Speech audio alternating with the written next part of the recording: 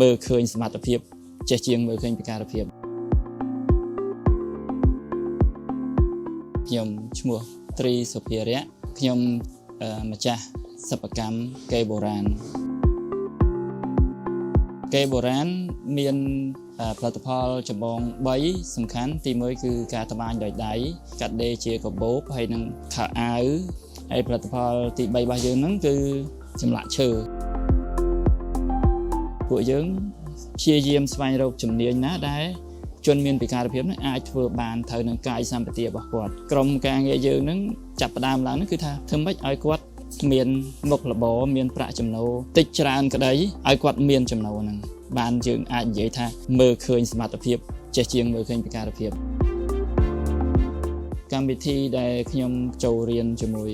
MIV ជាមួយរបស់អូស្ត្រាលីហ្នឹងខ្ញុំឃើញថាល្អជួយបានច្រើន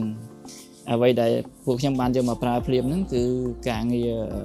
ចាប់ផ្ដើមធ្វើទីផ្សារ Digital យើងឃើញថាវាមានការប្លែកដោយសារមានការឆ្លើយតបពីភ្ញៀវខ្មែរយើងហ្នឹងបងប្អូនខ្មែរយើងក្នុងស្រុកហ្នឹងគាត់បានឃើញគាត់ឆាតមកសួរគាត់ចាប់ផ្ដើមទិញគាត់ថាផលិតផលល្អហើយធ្វើដោយ